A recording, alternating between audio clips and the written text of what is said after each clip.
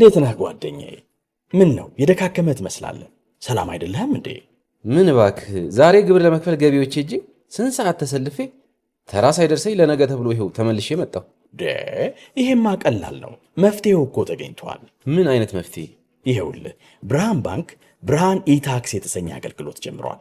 ይህ አገልግሎት ከገቢዎች ሚኒስቴር ጋር በመተባበር የሚሰጥ አገልግሎት ስለሆነ የግብርህን የገቢዎች ሰነድ ቁጥር በመያዝ ከዚያ የብርሃን ባንክ ደንበኛ ከሆንክ ከፈለግ በሞባይል ባንክ አገልግሎት አሊያም በብርሃን ኢንተርኔት ባንክ አገልግሎት ግብርህን መክፈል ትችላለህ። የባንኩ ደንበኛ ካልሆንክ ደግሞ ወደ ቀረበ የብርሃን ባንክ ቅርንጫፍ ሄደህ ግብርህን መክፈል ነው። ዋው! ይሄማ ትልቅ የምስራች ነው። ቀኔን ነው ያበራኸው። አዎ፣ በብርሃን ባንክ ኢታክስ የግብር ክፍያ አገልግሎት ከረጃጅም ሰልፍ ድነው በፈለጉት ሰዓት በማንኛውም ቦታ ሆነው ግብርዎን መክፈል ይችላሉ።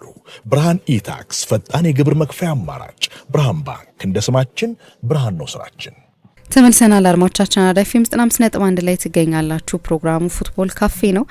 የአፍሪካ ዋንጫ የፊታችን እሁድ በሞሮኮ አስተናጋጅነት ይጀምራል። 35ኛ የአፍሪካ ዋንጫ እንግዲህ ብዙ የሚጠበቁ ነጥቦች ያሉበት ነው። ያው በአውሮፓ የውድድር ጊዜ መሀል የሚደረግ ደግሞ ቶርናመንት ነውና ይህንን ጉዳይ እንመልከተው። እንግዲህ ብዙ ዝግጅት የተደረገበት ነው። በእርግጥ በ2015 ያንን የአፍሪካ ዋንጫ አላዘጋጅም ካለች በኋላ በኢቦላ ወረርሽኝ በኋላ ከካፍ ጋም ከሌሎች የአፍሪካ ሀገራት ጋም ጥሩ ግንኙነት የላትም ይባል ነበር። ሞሮኮ ግን ባለፉት አመታት ሜዳ የሌላቸው በርካታ ሀገራት ኢትዮጵያን ጨምሮ ራሱ መግቢያ የሆነች ሀገር ሆናለች። ኢንፍራስትራክቸሩ በጣም አስገራሚ ነው አይደለም? ሞሮኮ የሄዱ ሰዎች ሲነግሩን እንኳን ብዙ ስቴዲየሞችን እየሰራች ትገኛለች። ከዛ ውጭ ግን ፊፋም ብዙ የአንደር ደግሞ ቶርናመንቶች እንድታዘጋጅም እየመረጣት ትገኛለችና ይህንን ጉዳይ እንመልከተው። መስተንግዷ ምን ይመስላል? አላማውስ ምንድነው የሚለውን ደግሞ እናንሳ። ልክ ነው። ምሳ ከነገ በስቲያ እንግዲህ ዲሴምበር 21 ሞሮኮ ራሱ አስተናጋጁ ሀገር ከኮሞሮስ ጋር በምታደርገው ጨዋታ ነው የዚህኛው አመት የአፍሪካ ዋንጫ የሚጀምረው። ባለፈው ክረምት ሊደረግ ነበር። መጀመሪያ በክረምት ለብዙ የአፍሪካ ሀገራት የሚሆን አይደለም። በእኛ ክረምት አየሩ ዝናባም የሚሆንበት የእግር ኳስ ጨዋታ ለማድረግ አንዳንዱ ቦታ ላይ በጣም ኃይለኛ ሀሩር የሚሆንበት ሙቀት የሚሆንበት፣ በአንዳንዶቹ ሀገራት ደግሞ በእኛ ሀገር እንደሚሆነው ዝናብ የሚዘንብበት ወቅት ነው። ግን ለሞሮኮ ይስማማ ነበር። ግን ጂያኒ ኢንፋንቲኖ ሌላ እቅድ ነበራቸው። የፊፋ የዓለም የክለቦች ዋንጫ የሚባል ውድድር ባለፈው ክረምት ነው የተጀመረው። በአሜሪካ የተደረገ ውድድር። በዛ ምክንያት የአፍሪካ ዋንጫ ወደዚህኛው ወደ ተለመደው ለአመታት ሲደረግበት ወደ ነበረው ጊዜ ለአውሮፓ ክለቦች በማይስማማ በውድድር ዘመኑ መሀል እንዲሆን ሆነ ማለት ነው። ግን አየሩ ጥሩ የሚሆንበት በብዙዎቹ የአፍሪካ ሀገራት ውድድሩ ለማድረግ የሚስማማ የአየር ንብረት ያለበት ወቅት ነው።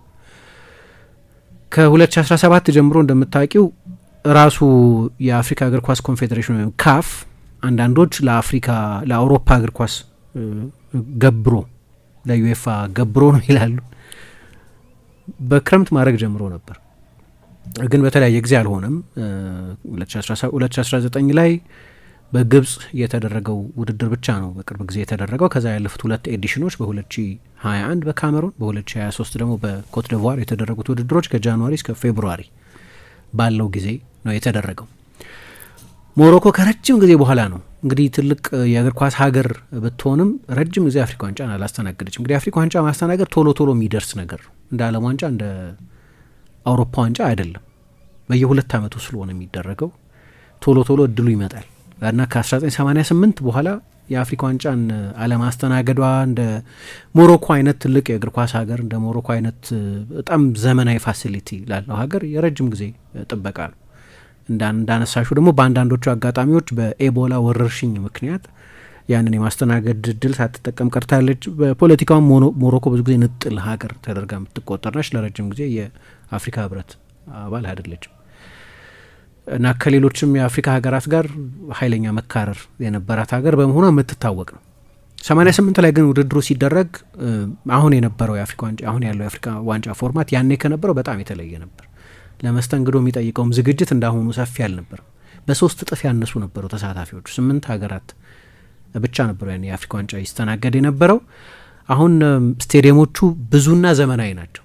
ለዚህ ነው ለዚህ አፍሪካ ዋንጫ ብቻ ተብሎ የሚደረግ ዝግጅት አይደለም ይሄማ የሚያስብለው። ምክንያቱም 2030 ላይ ከሌሎቹ የአይቤሪያ ሀገራት ጋር የሜዲትራኒያን ሀገራት ጋር ከፖርቱጋል እና ከስፔን ጋር የዓለም ዋንጫን በሶስትዮሽ በጣምራ ታስተናግዳለች። የአፍሪካ ዋንጫ ለብቻዋ የምታስተናግድ የአውሮፓን የዓለም ዋንጫ ለብቻዋ የምታስተናግድ ባይሆንም ደቡብ አፍሪካ በ2010 ካስተናገደችው የዓለም ዋንጫ በኋላ ወደ አፍሪካ የሚመለስበት ውድድር ይሆናል ማለት ነው። በታሪክ ለሁለተኛ ጊዜ ብቻ ነው። እንደ ከፍተኛ የዲፕሎማሲ መሳሪያ ደግሞ ተቆጥረዋለች። የእግር ኳስ ኢቨንቶችን በተለይ ግን በጠቅላላው ስፖርትን ለገጽታ ለመልክ ማስዋብ ልበለው ለሀገር የገጽታ ግንባታ ይባላል እኛ ሀገር ልክ ለእንደዚህ አይነት ነገር ብዙ ትጠቀምበታለች። ይህን ደግሞ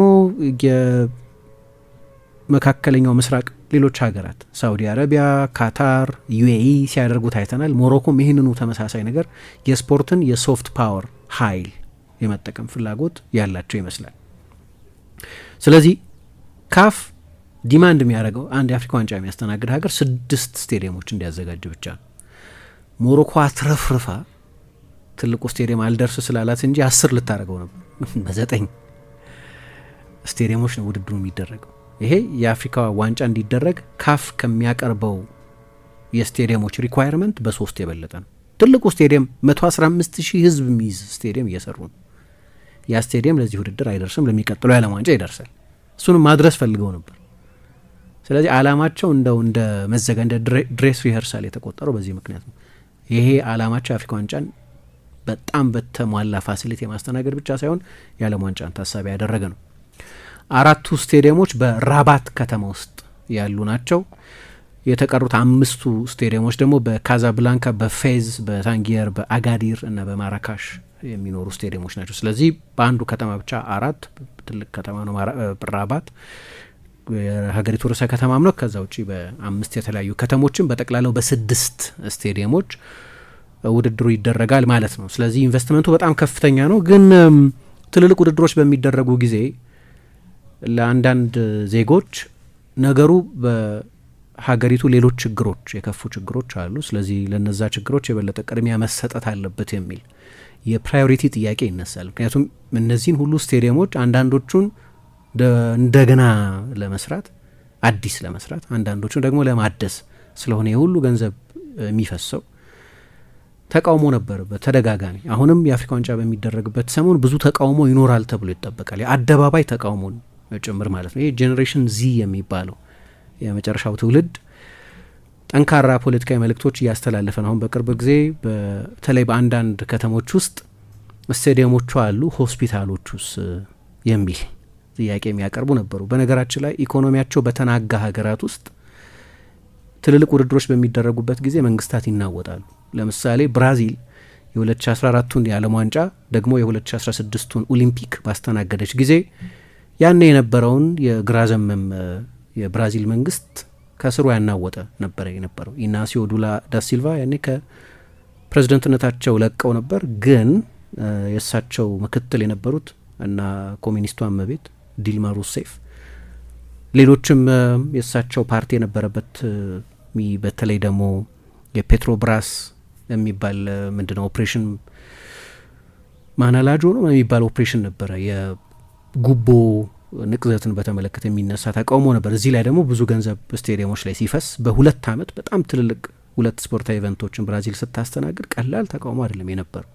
ሞሮኮም ላይ በዛ የሰፋ አይደለም፣ ግን ትምህርት ላይ፣ ጤና ላይ፣ የዩዝ ዴቨሎፕመንት ላይ የበለጠ ኢንቨስት መደረግ ነበረበት የሚል ስሜት ያላቸው ሰዎች አሉ። ኳስ ተጫዋቾችም ተጋርተውታል። 9 ስቴዲየም ነው እየሰሩ ያሉ ያዘጋጁት ከሪኳየርመንቱ በላይ ነው። ስለዚህ ናያፋ ጌርድ፣ ያሲን ቦኑ እና ሶፊያን አምረባት አይነት ተጫዋቾች በሶሻል ሚዲያ ላይ ወጥተው የሰልፈኞቹን ስሜት እንጋራለን የሚል መልእክት አስተላልፈዋል። በአንዳንድ የሊግ ጨዋታዎች የሞሮኮ የሊግ ጨዋታዎች ላይ ሳይቀር እንዲህ አይነት መልእክት የተላለፈባቸው ባነሮች ተመልክተናል። ትልቁ ስቴዲየም በዚች በኪንግደሟ ርዕሰ ከተማ በራባት የሚደረገው ነው። ሙላይ አብደልሃ ስቴዲየም የሚባል 68700 ተመልካቾች የሚያስተናግድ ተገንብቶ ያለቀ ነው። የዓለም ዋንጫው ከመደረጉ ከስንት ዓመት በፊት 5 ዓመት አይደል የሚቀርብ ከ5 ዓመት ተሰርቶ አልቋል። ይሄ ጨዋታ ነው ሞሮኮ የመጀመሪያዎቹን የምድብ ጨዋታዎች የምታደርግበት ስቴዲየም ይሄ ስቴዲየም ነው የሙላ አብደልሃ ስቴዲየም የሚባለው። በኮሞሮስን ማሊን እና ዛምቢያን የምትገጥምበት ማለት ነው። ከዛ ለ2030 ዓለም ዋንጫ በራባት ከሚገኙ ስቴዲየሞች መካከል ለዛ ውድድር የሚሆነው ብቸኛው ስቴዲየም ይሄኛው ስቴዲየም ነው። ሌሎቹ እንደገና የታደሱት ሪኖቬት የተደረጉት የራባት ከተማ ስቴዲየሞች ለዚህ አፍሪካ ዋንጫ ብቻ ሲባል እንደገና የታደሱ ስቴዲየሞች ናቸው። ሌሎቹ ስቴዲየሞች የሙላይ አብደላ ኦሊምፒክ ስቴዲየም የሚባል ነው፣ 21 ሺህ ተመልካች ያስተናግዳል። አልባሪድ ስቴዲየም የሚባል አላቸው፣ 18 ሺህ ተመልካች። ሙላይ ሀሰን ስቴዲየም የሚባል 22 ሺህ ተመልካች የሚያስተናግድ ነው። በከተሞቹ አስተዳደሮች በሚኒሲፓሊቲዎች ምናምን የተሰሩ ናቸው፣ ግን በመቶ ሚሊዮኖች የሚቆጠር ዶላር ፈሶባቸዋል።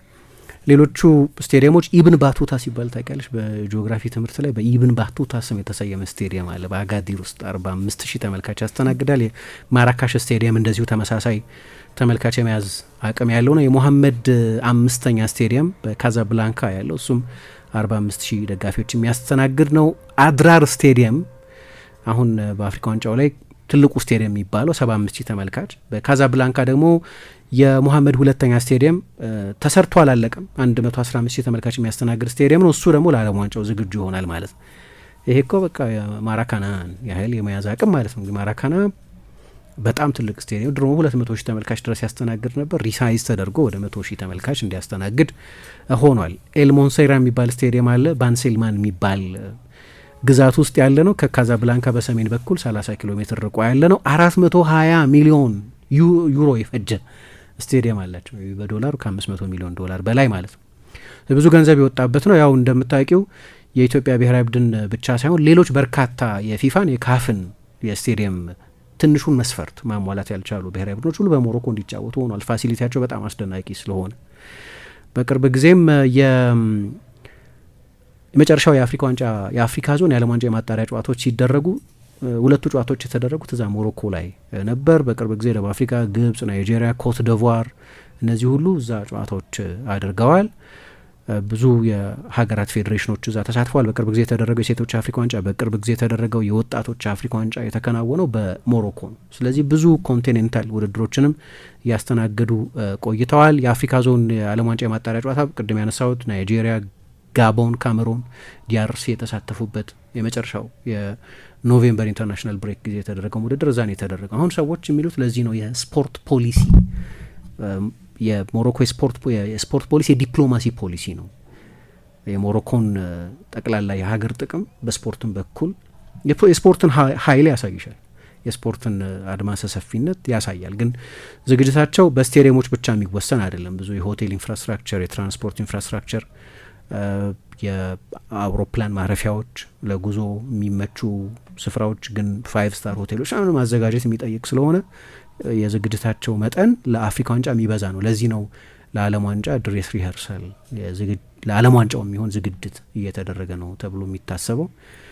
ስለዚህ ከእሁድ ጀምሮ የዝግጅታቸውን መጠን እናያለን ማለት ነው። እንዴት ነህ ጓደኛዬ? ምን ነው የደካከመ ትመስላለህ። ሰላም አይደለህም እንዴ? ምን እባክህ፣ ዛሬ ግብር ለመክፈል ገቢዎች ሄጄ ስንት ሰዓት ተሰልፌ ተራ ሳይደርሰኝ ለነገ ተብሎ ይኸው ተመልሼ መጣሁ። ይሄማ ቀላል ነው። መፍትሄው እኮ ተገኝቷል። ምን አይነት መፍትሄ? ይኸውልህ ብርሃን ባንክ ብርሃን ኢታክስ የተሰኘ አገልግሎት ጀምሯል። ይህ አገልግሎት ከገቢዎች ሚኒስቴር ጋር በመተባበር የሚሰጥ አገልግሎት ስለሆነ የግብርህን የገቢዎች ሰነድ ቁጥር በመያዝ ከዚያ የብርሃን ባንክ ደንበኛ ከሆንክ ከፈለግ በሞባይል ባንክ አገልግሎት አሊያም በብርሃን ኢንተርኔት ባንክ አገልግሎት ግብርህን መክፈል ትችላለህ። የባንኩ ደንበኛ ካልሆንክ ደግሞ ወደ ቀረበ የብርሃን ባንክ ቅርንጫፍ ሄደህ ግብርን መክፈል ነው። ዋው! ይሄማ ትልቅ የምስራች ነው። ቀኔን ነው ያበራኸው። አዎ፣ በብርሃን ባንክ ኢታክስ የግብር ክፍያ አገልግሎት ከረጃጅም ሰልፍ ድነው በፈለጉት ሰዓት በማንኛውም ቦታ ሆነው ግብርዎን መክፈል ይችላሉ። ብርሃን ኢታክስ ፈጣን የግብር መክፈያ አማራጭ። ብርሃን ባንክ እንደ ስማችን ብርሃን ነው ስራችን።